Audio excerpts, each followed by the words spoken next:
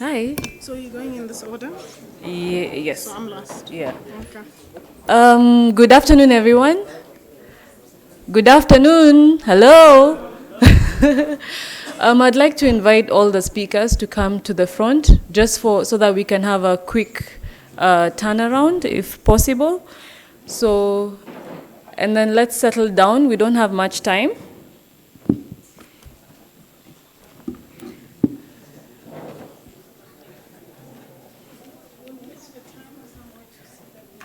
Huh? A timer. Yeah, there's a timer, it's going to be going off. Yeah. So you stop talking when you hear the ding. It would be nicer if we could see that we're approaching Didi. Where is the guy who said he's keeping the... He's the one. So he will tell you. So he'll hold up Hi. 2 minutes to go. So how will you let 3 them know? minutes to go.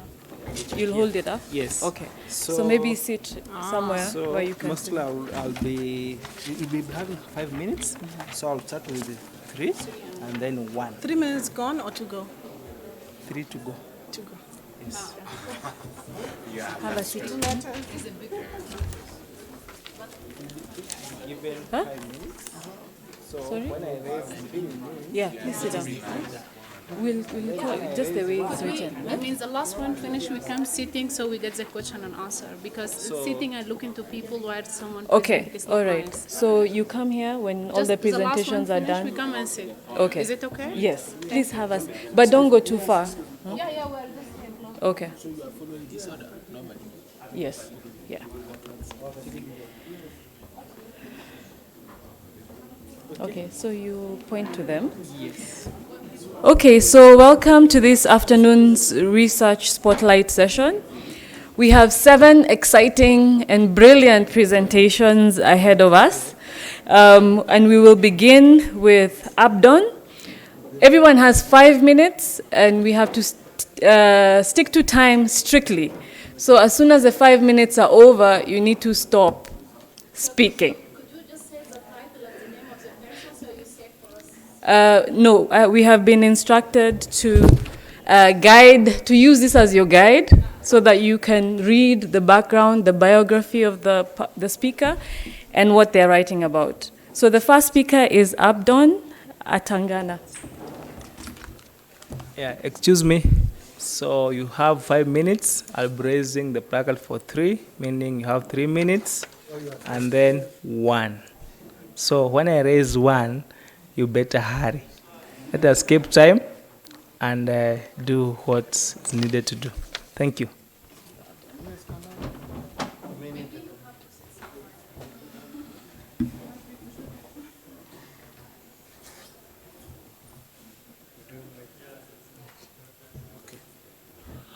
Okay, since I have 5 minutes, I will not waste your time. I'm Professor Abdon Atangana from South Africa. I'm an expert in fractional calculus.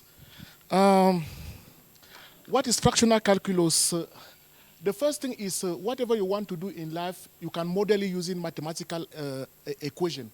So the first differential operator that was suggested by somebody from England, and applied also by Newton. And this differential differential operator has several limitations. So a discussion between Leibniz and L'Hopital created a new class of differential operator called fractional calculus. And the fractional calculus that was first defined was defined like this. And this differential operator also has several limitations when you want to predict a real world problem. Then in 2016, myself, I introduced a new operator, and it was named after me. And I did the work alone. Then I presented it to one professor from Europe, and the professor told me, where are we going to submit our paper? So you understand, when the great man is asking you, where are we going to submit our paper, that means he wants his name to be associated. So I put him in the paper. I introduced the differential, the integral operator associate. So whenever somebody does something from Africa that is very serious, people want to criticize it and say it does not have value. So there is a set of great professors from Brazil. They try to see the effect of my operator when we are talking about diffusion. So when they use, they check the one that was proposed by Riemann.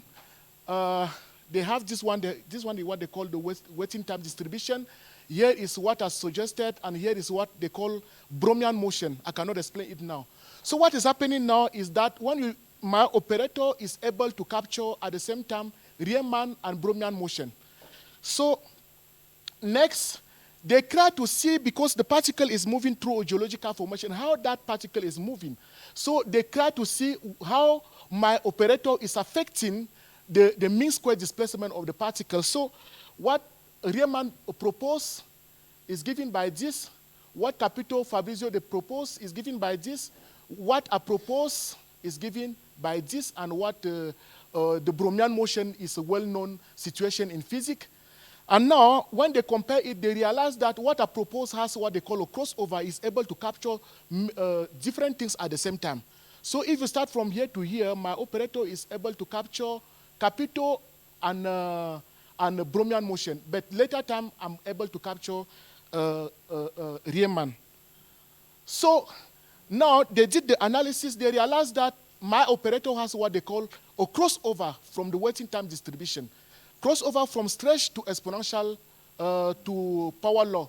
So for mean square displacement, we have crossover from usual to subdiffusion. Very important when you are trying to model the movement of water, of pollution underground. If the ground has different geological formation, how is that pollution moving? Also, how can you actually, for example, this one here, you have a crossover from Gaussian to non-Gaussian. How do you actually describe the change in the development of cancer? For example, another example is when the water is coming from the matrix soil and it drops directly to the fracture. How do you describe that thing? So these two operators were not able to capture that, but this one is able to capture it. So later on also I introduced another operator, because in the field also we see something that reproduces itself having certain law. However, those laws have certain patterns that are similar. So I introduced what they call a fractal fractional derivative. And I'm not going to show you many mathematical formula. Then what I did also is, let me see, because professor said that it is not only about mathematics. Can you show me how that mathematics is going to have effect in the real life? So I introduced myself a new numerical scheme. Then after introducing that numerical scheme, I want to model certain situation. I want to model the cobra. How can I model the cobra attractor?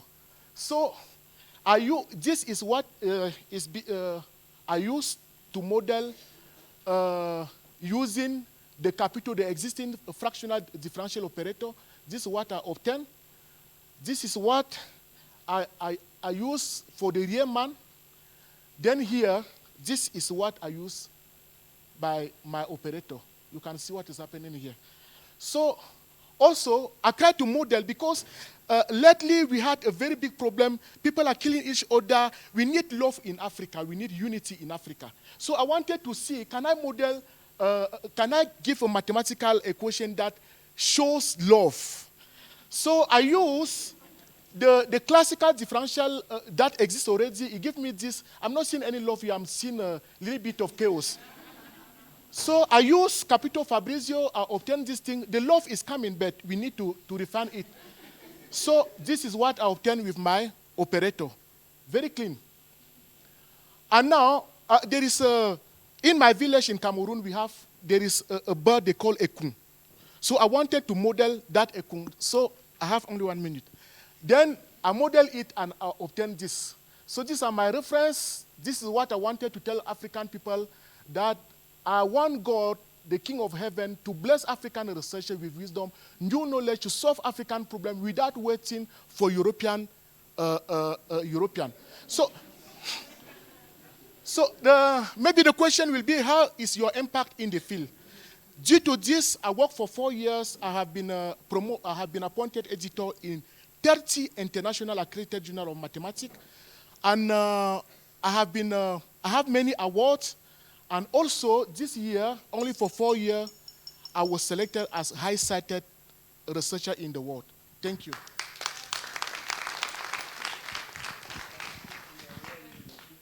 Yes. Thank you very much, Abdon. Next, we have Quadro Akufo.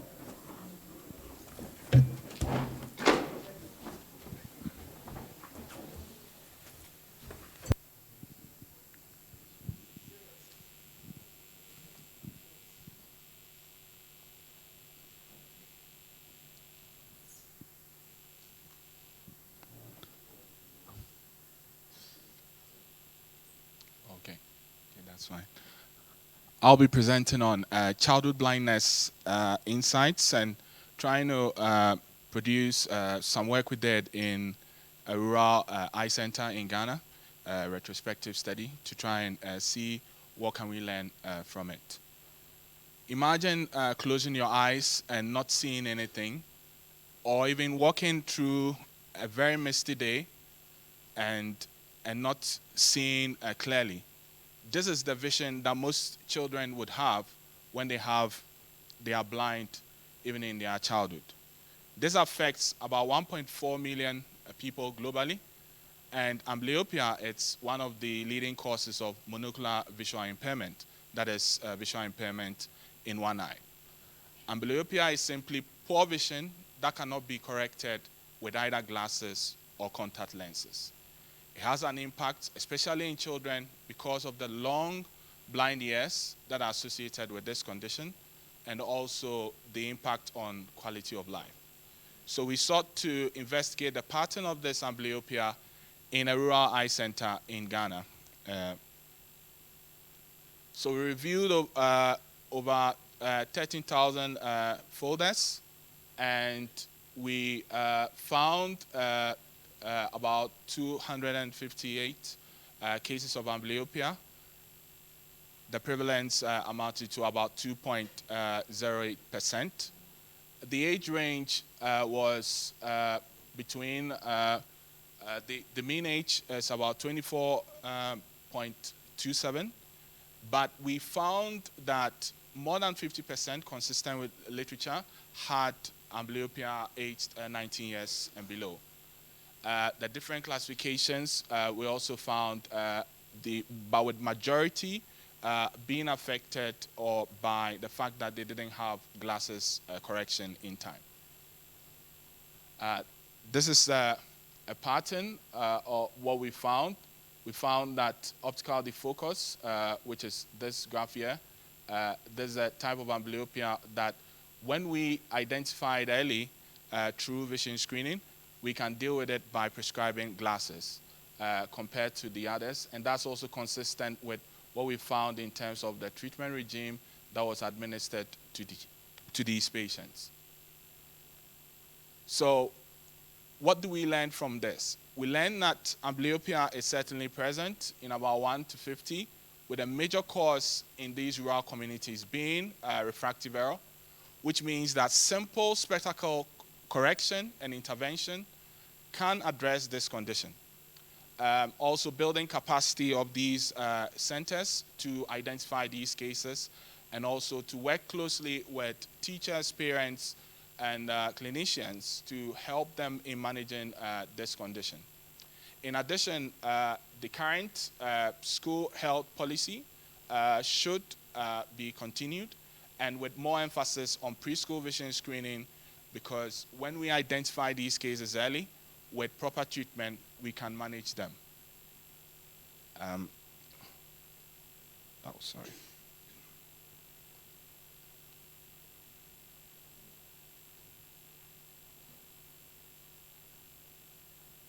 Thank you very much.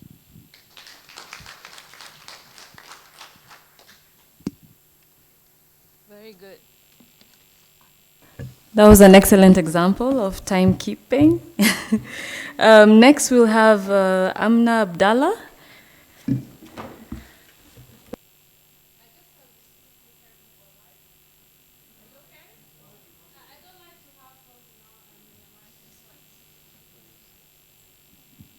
Okay, I mean, you heard me, right? They say okay. Okay, anyway, it's fine. I will just keep it like that. It's fine. Okay, so what is my slide, please? I just start myself? Okay, good. So I'm Abdullah, and I'm from Sudan originally. I'm working in Germany now in George August University as postgraduate, postdoctoral researcher, but also I'm an F ambassador of Sudan. So today I would like to just tell you a short story about the cancer diagnosis and also the cancer therapy and which direction of research in general going on. And I will focus later showing you what I'm doing exactly. So the pointer, which is here, yeah. So the cancer story is like in our body we have a healthy cell that is undergoing cell division, which is divide normally, in which that one cell is divided to two daughter cells. And then in some point maybe you can have one cell it's divided to healthy cell and mutated cell.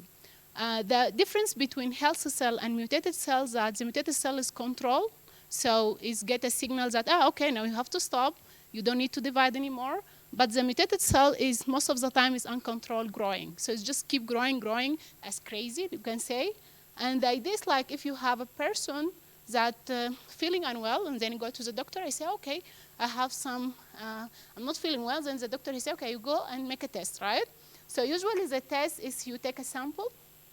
And the sample is basically 1,000 or 1,000,000 of a cell, as you see here. And this is in a micrometer scale. While the human being like me, for example, is 1.something meters and so on. So the idea is like how to work between these two different scales.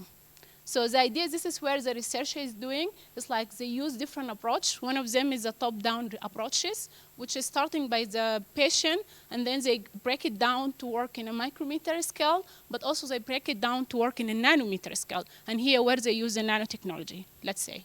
And there is another approach which is in the opposite direction. I'm not going to show, but this is the most one is used in general. So as you see here, this is the cell. It looks nice, very simple. But if you look closer, you will find that this very small one is basically is very complex. There is a chromosome, there is a different motoproteins. It's really very impact and complex system, let's say. Yeah, I have 3 minutes. And this is, if you look to the cytoskeleton of the cell, it's basically formed by a different type of elements that together linked with the different motoproteins and all together arranged to form the shape of the cell, but also to help the cell to migrate in the body, let's say. See, just here, I'm just going to show you that the cell is not as simple as you see here, but it's, in fact, is a complex system, okay? And for this complex system, in order to divide one cell to be two daughters, which are identical, it's supposed to be, there is a cell cycle which has to undergo. And many of you, they know, but I'm just going through very quickly. It starts by the DNA replication, which the DNA is duplicated in order to provide a copy for each daughter cell in the end of the day. And also it's going through a final grow in which that the cell is growing, and then it stops, that is ready now to divide to two. But then it's entering to the mitosis phase in which it has to arrange in a way that later when it's divided to two in the cytokinesis, you are going to end up with two identical cells. So usually the researchers, the scientists, what they do is like they focus in maybe DNA replication or somewhere around to find a biomarker that is helping for diagnosis. This is what I did during my PhD. But right now I'm focusing in the mitosis and cytokinesis phases in which now the chemotherapy, which you all know, is basically by inhibiting what we call it microtubules. It's just a filament. By just inhibiting this one, that is not going to be dynamic anymore. It's not growing and shrinking, but it's just fixed. And that is the way they kill the cancer cell with the chemotherapy. But it's not healthy, because with that one, you kill both the healthy cell and the cancer cell. The new approach is basically you have to target the motoprotein, not the microtubules, which the microtubules is used as the highway for these motoproteins. And this motoproteins basically is called kinesin. This is just one of the examples. In my case, I'm using the mitotic kinesin-like protein. I have 1 minute and I already finished. So it's called MKLB2, which is the key for a cancer therapy. Why we call it like that? Because scientists, when they did different research by inhibiting this motor in a cancer cell, they found that the cancer cells stop growing, and some of them, they just die, okay? Which is really good. But then the question I asked myself 3 years ago that, okay, how does this happen? And this is where I'm focusing my research. So I'm doing biophysics research using different approach in order to understand why this is a key, a key for a cancer therapy, and how can you use it in a clinic. So this is my area of research, and with that, thank you for your attention. You want this?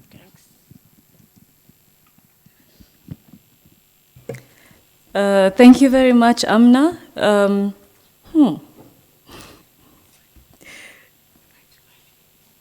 Okay. Next, we have Banotile. Okay. You are not next.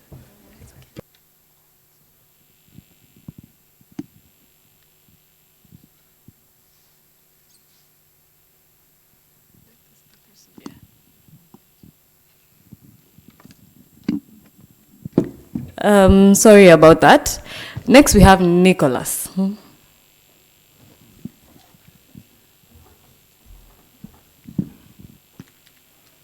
Thank you.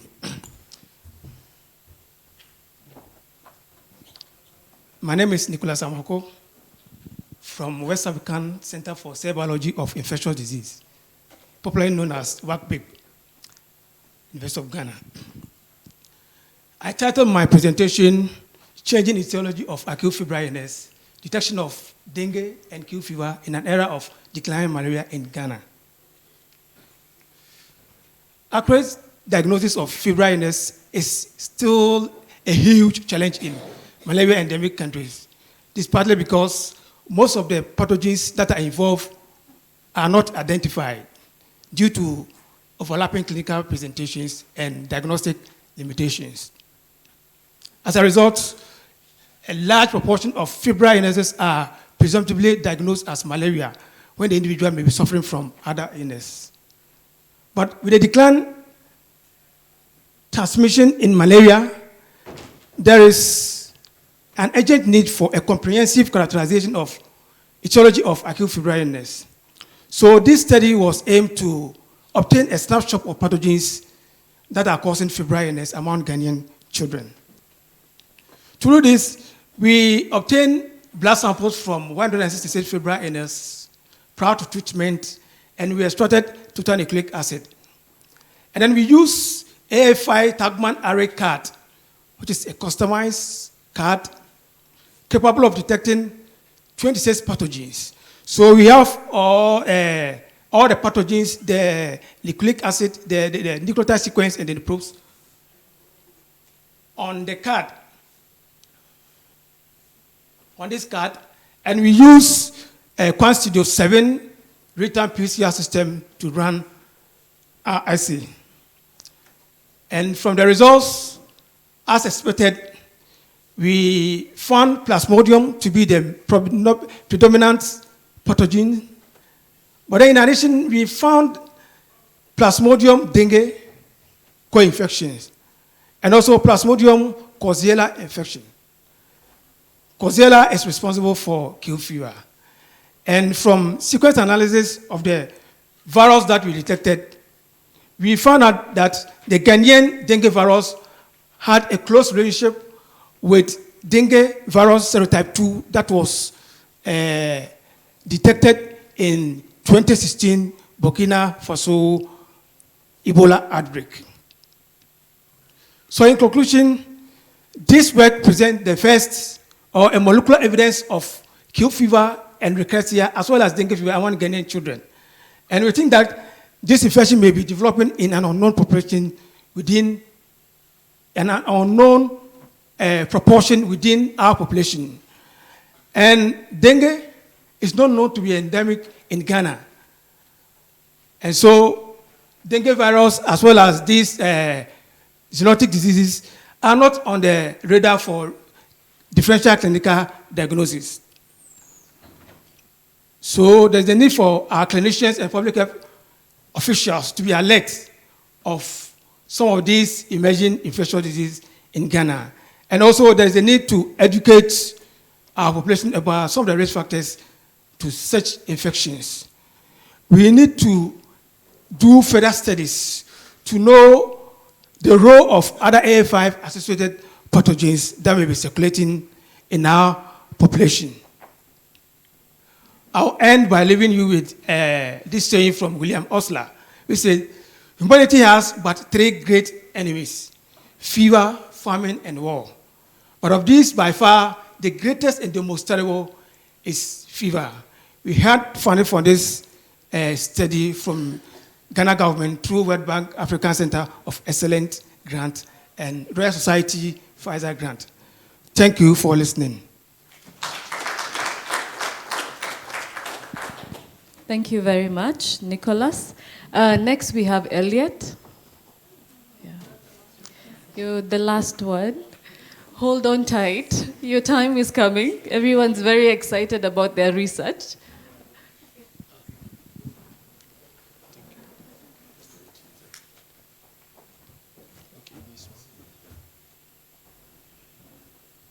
Hello to everybody. My name is Elliot, as Nkata said.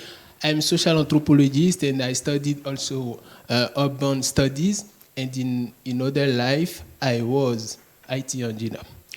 I will try here to talk about decolonizing minds and thinking differently about informality in African societies. So it's very, very boring to have 5 minutes to talk about humanity and human issues, but I will try to do it. Okay, what I want to say here is, in context, globally in Africa, you have the informal sector. People talk about the informal sector, also literature. But what I'm trying to do since some years with my research is to push the concept of the informality, which means that we have, at the opposite of State Fellows theories, maybe another way is to define, to understand how our countries are really functioning. And for that, you know that we have, for example, the state construction as a concept which is at work and should be analyzed through daily dynamics, local level actions. I saw during the last session some posters, and they were dealing with the informal settlement, with the innovative issues from people to solve their daily problem. So all of this, when you consider it, you discover that the informalities finally covers a wide range of resourcefulness activities. And we can't avoid to take into consideration these kind of things. But to continue to push it, for example, in 2017, the informal sectors account for about 40% of GDP in Africa and almost 19% of agricultural jobs. Informal sector is one kind of informality, so I use it as an example here to stay within my 5 minutes talk. And so these sectors represent the bulk of workforce for many countries, more than 2/3 of their economies. And the informal sector serves also as a social buffer and absorbs the unemployment crisis. Imagine if you don't have the informal sectors in many of our countries, how can you solve the unemployment problems? Because we don't have social protection in Africa. In Europe, sometimes you don't have a job, but you can be paid or you can be helped by your country to survive a little bit. But for us, no. As a concept, so informality goes beyond the formal sectors, as I said, by embedding social relations and fluidifying them. That is why I think that in this kind of context, where the modern economy is is mainly governed or nurtured by informality, we have to change our mind on how to consider it and how to think about that.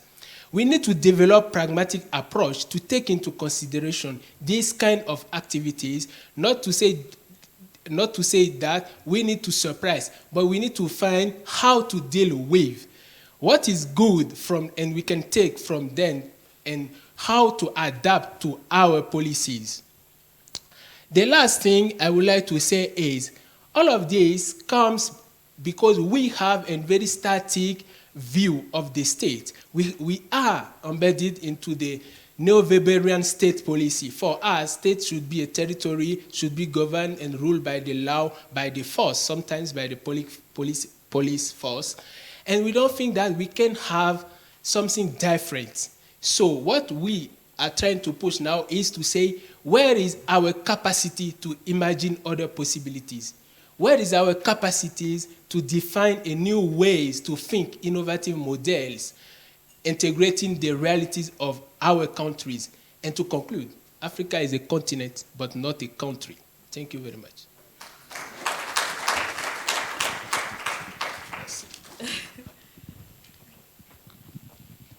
Thank you, Elliot. Next, we have Agostino.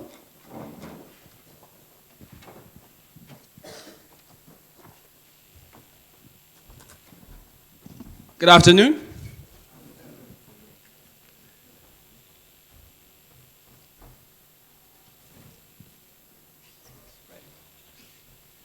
Thank you very much. So I am brought here to present to you something along the line of policies in South Sudan. And it's a good thing because I'm not going to be talking about the war, because the war in South Sudan dominates every discussion in the world. So thank you very much for the opportunity. I am going to be looking at fuel subsidy in this country. And I wonder if any of you had been to South Sudan. You had been to South Sudan more recently, between 2012 and now. There are two important currencies in South Sudan. And one currency is this one here, and that's fuel. The second currency, you can guess what it is. And that's going to be $1. And it's not just $1. It's Trump's dollar. And you can make an easy connection between this love for fuel and US dollar with the policy that was enacted in 2015. And that's a monetary policy that sort of changed the economy by realigning the exchange rates. And as you can see, the US dollar comes into the picture because the exchange rate, it's normally tacked to the US dollar. And that has resulted in economic shocks in the country. The consequence of that is the commodities becoming too expensive for an average South Sudanese. And as a result, poverty got aggravated in a population where majority own nothing. And the policy was then proven to be bad.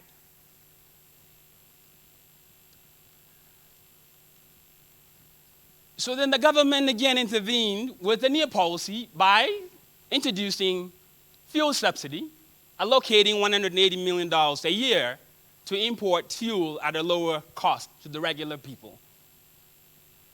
And the idea was that the rise in the prices across the board had something to do with the rise in the cost of fuel in the country. Nevertheless, the cost of living never really changed for the better. And so the government abandoned the policy again. It was a bad policy.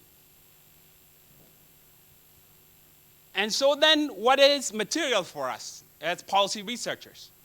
What is material is that over the years that the government had made several decisions, not much has really been understood about how these policies manifest themselves in terms of an outcome.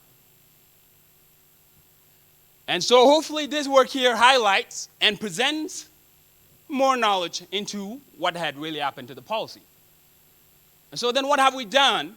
Luckily enough, we're able to gather data taken from the Bureau of Statistics and its Consumer Price Index information covering 12 years. And we stratified the data on the basis of two markets. One market being a beneficiary of the policy and the other one not. One being WOW, one Juba, for those who have been to South Sudan. And we employ a strategy, a basic strategy, a statistical strategy, that examines how the prices have changed over time, conditional on the policy itself. And so then what exactly have we learned from this? The first item is that more generally, the policy did not change the prices for the better. But if you get into the sectors, you will see that the transport benefited. So the prices were lowered in that sector. And so then, what do we do with this knowledge?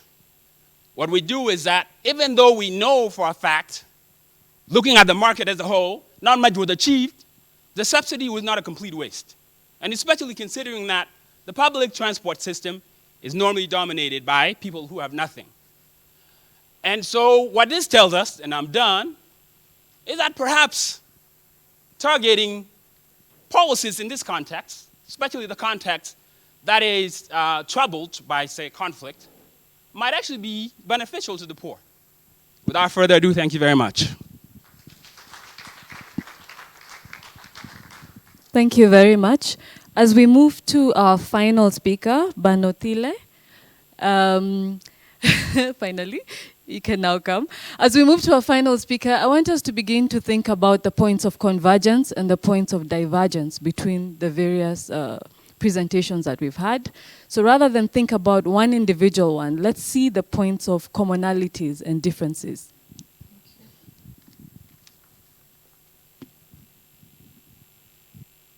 Good afternoon, everyone. I am a FLE fellow at the University of Johannesburg in the Department of Chemical Sciences.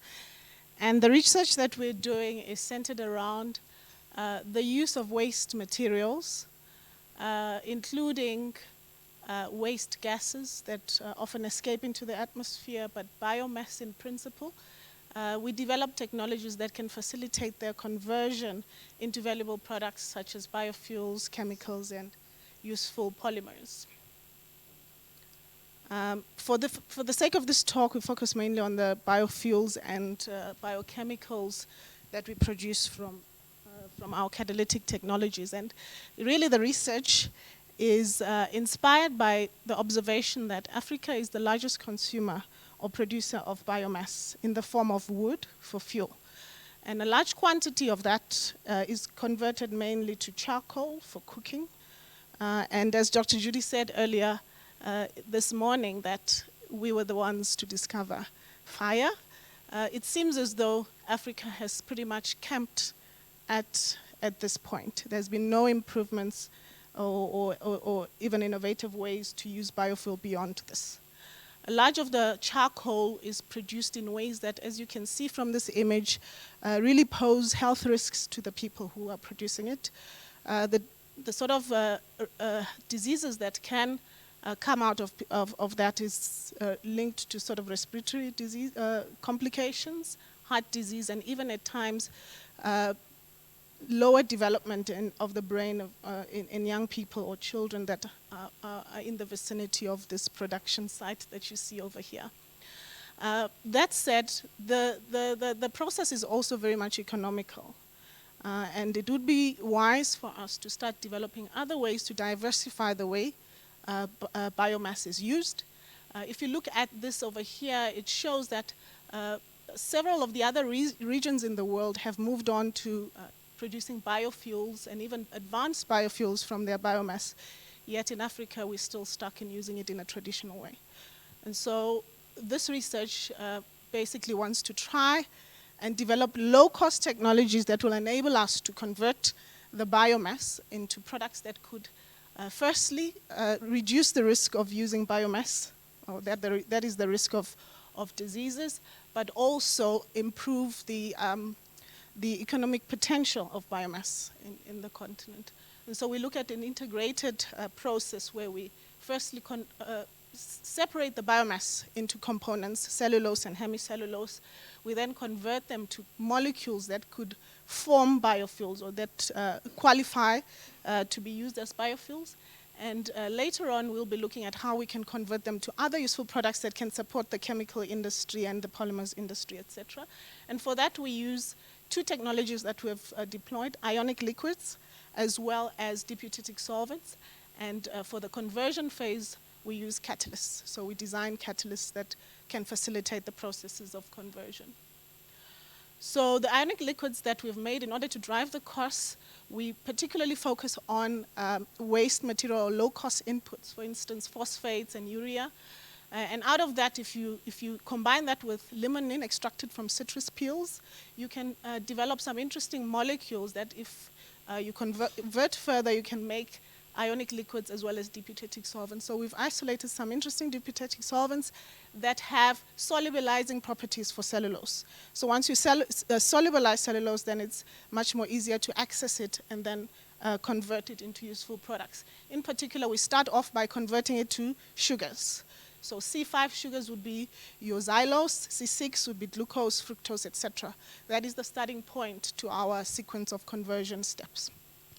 Then next, once we have our C5 and C6 sugars, we'll then convert them to various platform molecules, for fural being one of them.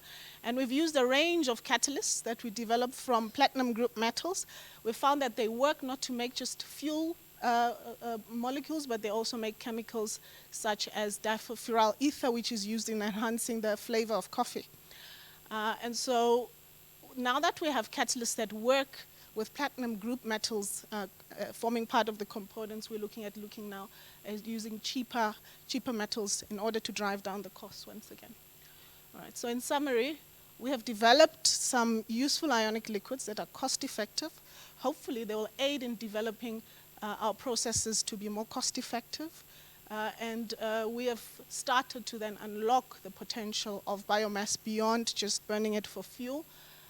Some of the work that we've done more recently has been found its place in the front cover of Inorganic, or the European Journal of Inorganic Chemistry, and it's work that is conducted at the University of Johannesburg, sponsored by GCRF, AAS, as well as the Royal Society. Thank you. Thank you very much. I think we have 10 minutes. Is it 10 minutes or 15 minutes? 15 minutes. I'd like to invite all the panelists to come back to the podium. And as much as possible, I want to invite questions that get the panelists to be in conversation with each other and think about their commonalities, their differences, and their points of convergence. From informality to dengue to biomass, fuel subsidy. What questions might we have that might facilitate a conversation that brings all of them together?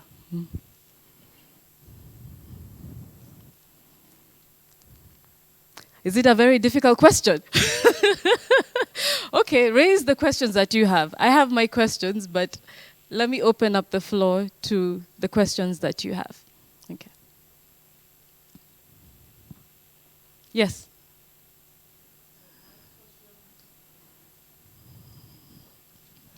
It's not directly what has been presented, but I guess it might spark some discussion.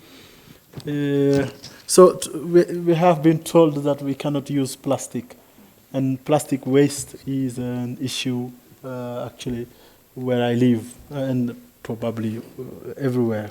So in terms of recycling biomass, have you considered working with plastic waste, and what would be the policy role here? Because I have seen, for example, government saying, okay, you cannot use plastic now.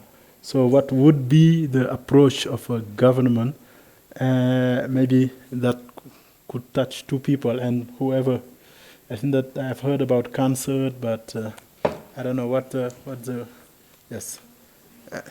I'll stop there. Yeah. Okay, maybe I'll take a couple more questions. Was there another hand up? Yes.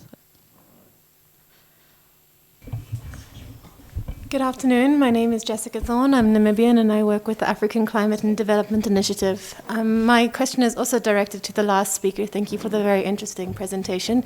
In terms of what the other speakers were discussing about informality and the growth, how do we, why has there not been successful adoption of these new technologies in the last 30 years, and how will your research be different? I'll take a last question there. I'm Catherine Chobutunji from the African Population and Death Research Center. My question is not directed at any specific speaker, but I would wish maybe a couple of them to tell us where they see their work being in 5 years. Okay, so maybe we can just pass the mic down from the first speaker and anyone who wants to respond.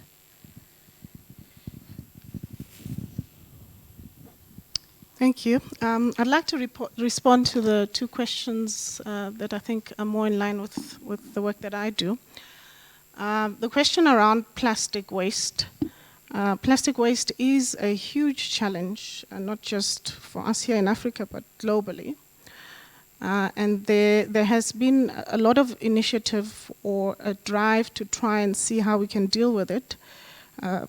Well, forbidding using plastic is one of them, but there are other approaches which seek to try and convert the plastic back into useful products.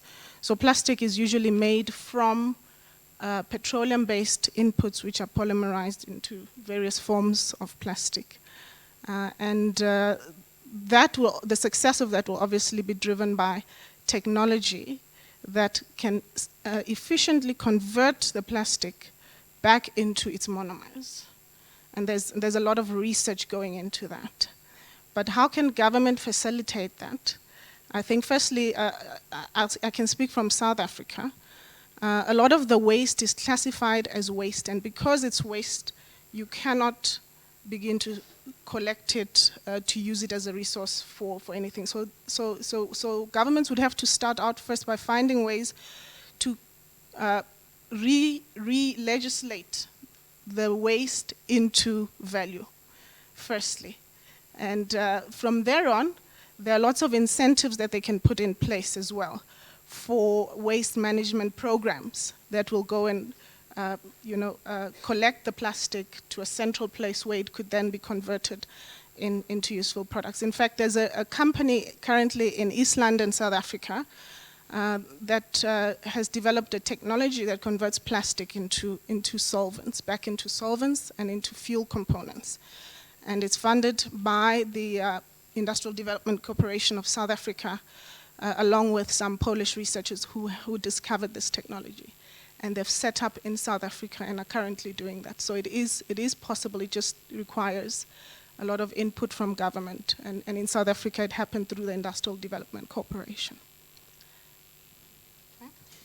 And then the second one is in the adoption of biofuels. We're working in a world where the petrochemical industry is big, oil and gas is big. And you may find that the resistance to adopt biofuels as rapidly as we would like to have them adopted is stemming from the fact that a lot of the petrochemical companies are already entrenched, and it would take a long time to eventually introduce biofuels in a large scale into the markets as a result. But also the struggle is in the feedstock for biofuels. So your plant biomass, your animal biomass that is used to make biofuels is not readily available, or at least the indications are that it's not continually available, such that it would obviously not be viable for an industrial process for it to have feedstock some seasons and some seasons not. So those are some of the challenges. But also from a policy point of view, governments need to start possibly introducing mandatory blending of biofuels with petrochemicals. Understandably, biofuels will not replace petrochemicals. They can only augment what is already out there. Yeah. Okay, first I want to speak about waste. Lately, I discovered during my wife's PhD, I discovered that it is possible for you to use, for example, sea waste to create a chemical compound that can be used to purify water. So I'm not sure if that can be applicable in plastic. I'm not a chemist, but I know that my wife was able to construct certain chemical compound using the waste, and she used those waste, that chemical compound to purify about our wastewater in South Africa. Now, the second question is, she asked, where am I seeing my research in 5 years? Cédric Villaney, who is one of the top mathematicians. In fact, he has what they call, Africa never have it. He has what they call, yes. And he said in one of his interviews that the reason why France colonized Africa is because 40% of French are mathematicians. Because no matter whatever you do on earth, if you don't have certain basic in mathematics, even in chemistry, you cannot achieve it. So in my research, the reason why I'm very excited is because everything, most of the things are using what they call mathematical models. For example, you want to model the spray of Ebola, or you want to model the spray of malaria. You use what they call a differential operator. You want to model, for example, the decay in chemistry. For example, when you are speaking about the kinetic reaction, there is what they call decay. In all the field of science, technology, everywhere, you need to have what they call, to know, to do what they call modeling. And that is why European people are ahead of us, because they use modeling to predict the future, to analyze nature. But Africa, we solve problems just for us to eat and to have our environment. But European people think about the future. And for you to speak about the future, you have to model, you have to do what they call simulation. So what I did, the reason why I have many citations is because my research is applicable in all the field. People are using it, even in statistics, they use it in chemistry, they use it everywhere where you can model something. So I think in the next 5 years, I'm not going to be only high-cited researcher, but maybe I will be something else. Thank you very. Okay. Okay, so I'm not going to give 5 minutes of telling the story, but I see myself in 5 years. Is basically I'm doing research in Europe. I mean, I start since my master and PhD in Italy and then in Germany now, so I'm 9 years in Europe. My plan is to be back to Africa, even if not physically. It's like to have a network within Africa doing a fundamental research in a cancer. So we need to contribute, not only cancer, diseases in general. I know there is a lot of research in malaria, but for cancer, there is, but it's like very rare, let's say, in Africa. So my plan in the next 5 years to have scientists, students who are interested from all Africa, is to have a network in which we do research, theoretical and experimental. So it's my plan in that way, so thank you. I also see a lot of links with the work that has been done in other places. When I saw the photo of the charcoal being produced, it just reminds me of how smoking and smoke in general affects the eye and eye health. And I think that even with all the mathematical models too, they're also being applied in imaging, retinal imaging, which is also another aspect of my field. I do a lot of work in epidemiology, which also I see myself perhaps in the future contributing to a longitudinal study in that field, which will produce important data, which will also lead to policy even in the future. I also work in the field of ocular nutrition, that's nutrition for the eye, and they're in a specialized field of macular pigment, which is a biomarker for cognition and also for brain concentrations of lutein and zeaxanthin, which has a lot of application in different fields. Currently, they're looking at it in terms of Alzheimer's disease, which is not well researched in this part of the world. So I see a lot of cross-linkage and also interdisciplinary work being done in there. Thank you very much.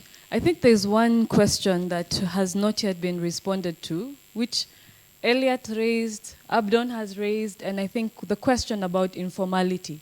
To what extent have we decolonized science? To what extent have we been able to find alternative ways of taking up informal or new technologies which do not correspond to dominant scientific knowledge models?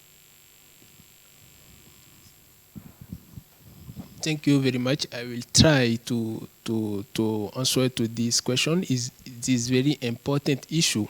I think that we need to know where we are standing from. We have in the life many types of rationality, but one of them, the Cartesian, has become the mainly. But we need to know that we have other kinds of rationale.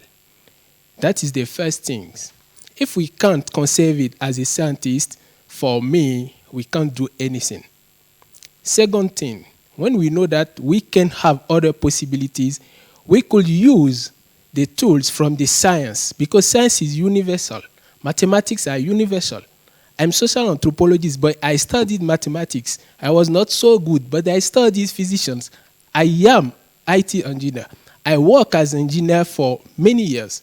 So I understand very easily when we pass from what's called the science dure to science to humanities. So from mathematics to sociology, or from geographic studies and so, or African studies and so. So I think that to decolonize is not the question of the color or the question of nationality or continent or people. It is the mind that we need to decolonize.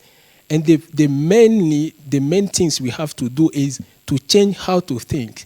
If we can work together in a team with mathematicians, with chemistry, with biologists, with philosophers around the same problem, I believe that we can find the real solution for us. That is what I think. And I'm seeing myself in the next 5 or 10 next years in a team reflecting from various perspectives around the same topic.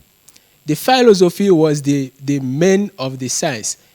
To teach, we need to split, and we have split to teach. Now we have mathematicians, we have chemistry, we have physicians. But to aggregate, we are in the complex world. To aggregate now, we need to aggregate both of these knowledge and put them together to find a way. If we want to think from only one discipline side, we can't do anything. We will stay here to talk about the money, to talk about the infrastructure, to talk about, and we will not achieve anything.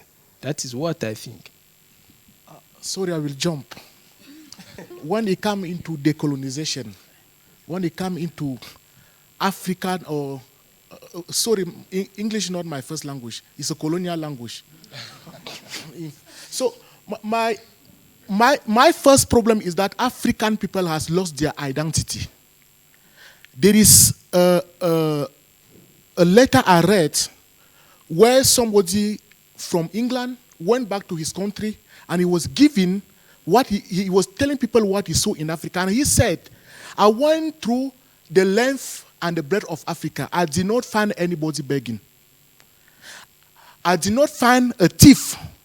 People of such great moral value that I don't think that if we don't change their cultural and their system of education, and if we teach them that the English and the foreign language are the best than theirs, they will lose their self-esteem and they will become a true dominated nation. That is the first problem in Africa. We lost our self-esteem. We only beg, we only want everything to come from Europe. But I have to tell you something. Mathematics was born in Africa. Because most of those concepts I was showing here today, most of them were born in Egypt.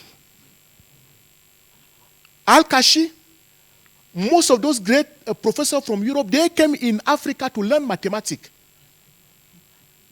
It is true. The idea of fractal, you can see when you look at my clothes. Most African people, the idea of fractal was born here. But what happened is that they documented it there in Europe. And they only make us to think that we don't know. So the first thing, as my brother said, is to decolonize our mind.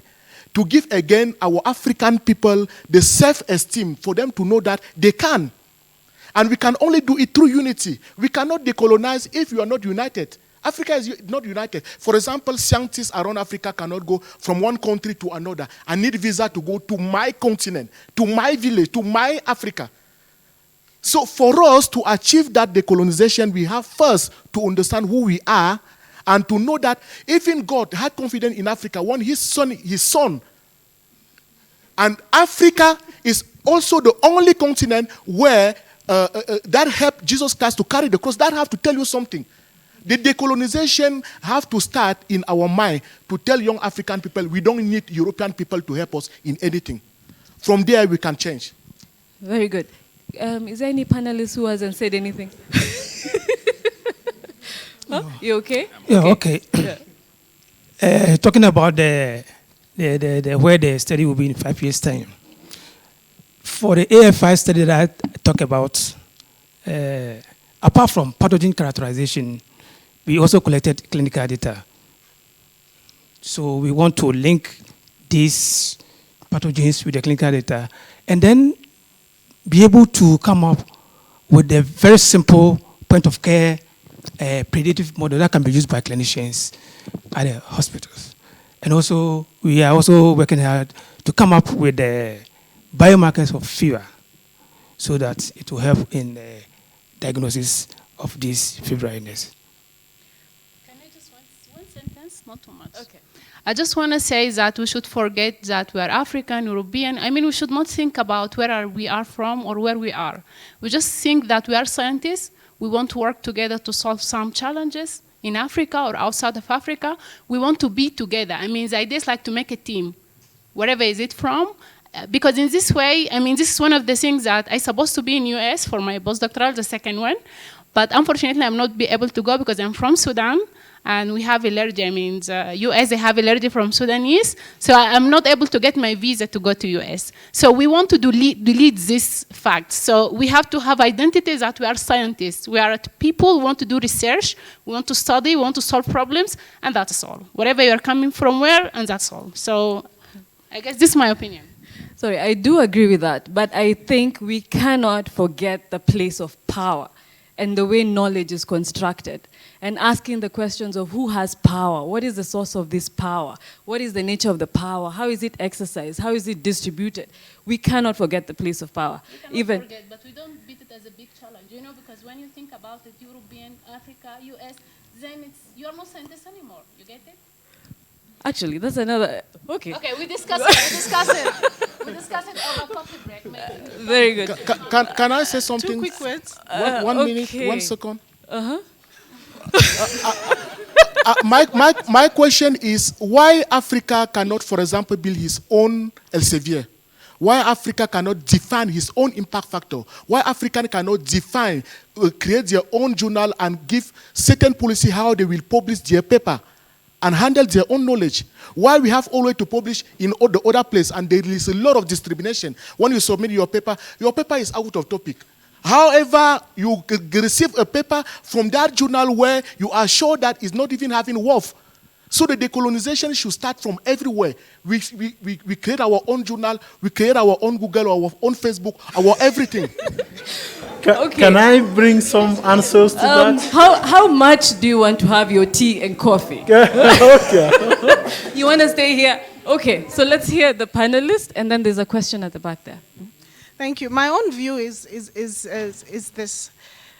In order to decolonize knowledge, to decolonize science, firstly, we need to acknowledge and distribute the information widely about Africa's contribution to sciences and Africa's discoveries. I think those are not properly publicized.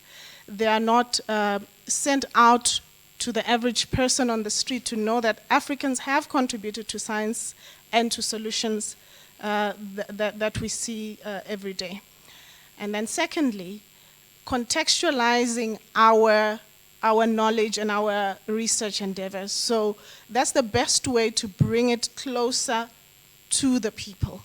So if you contextualize your research and then make the effort to go to the people and inform them about the science that's taking place in your institute and how it's going to contribute to changing lives, I think that would constitute a step forward to decolonizing knowledge and to decolonizing science or research, etc. Very good. Thank you very much for that contribution. You also have something to say?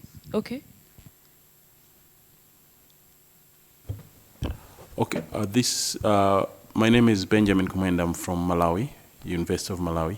I wanted to comment on the aspect of decolonization And this brings us to the question that I asked earlier on, that if our own African governments are not funding our research, how do we begin to talk about decolonization?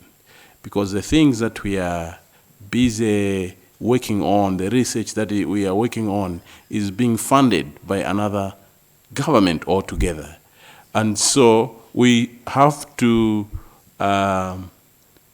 start discussing with our governments to be able to fund technology, science, and all that. Then we can talk about independence and decolonization. As of now, all that we need to look at ourselves as scientists without considering whether we are African or from which country, but just solving the problems that are facing us, because we can't even fund our own research. Thank you. Very good. So the two last questions, and then we'll go and have our coffee. Yes? Thank you very much. I would like to make a comment regarding what Benjamin is saying. I think what you're talking about, my name is Obed, I'm from the African Academy of Sciences. And what I wanted to bring to attention is that today what we're talking about at the Academy is what we call equitable partnerships. So like Professor Marsh said in the morning, funding is just one aspect of the research that we do. But there is the infrastructure, your time as a researcher, and many other components that together form the research ecosystem. So if you look at funding as the main driver of research, we risk losing other components that are equally important. So even when, for example, I'm a climate scientist, so through climate financing, for example, countries in the global north are under obligation to actually provide funds, to be able to facilitate climate research on the global south. So I want us to look at, I would suggest that we look at this funding as just one component, but there is a lot that we bring to the table and start discussing about equitable partnerships. Thank you very much. The last question.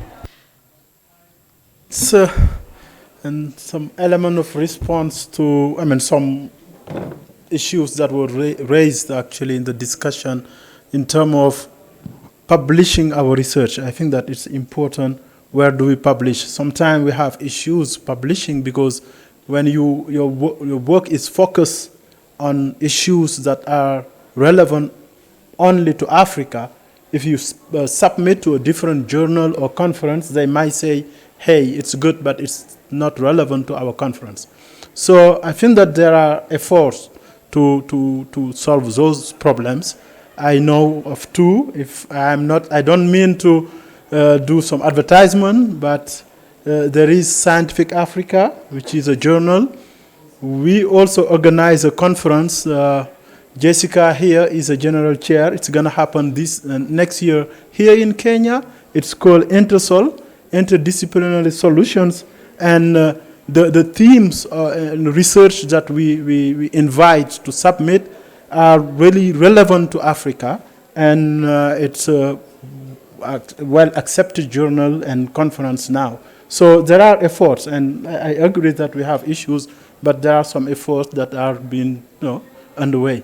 Thank you very much. Let's clap for all our panelists and everyone who has made the presentations today really successful. Let's continue thinking about the extent to which we have decolonized science and the place of knowledge and dominant power structures. Thank you. Let's go for coffee.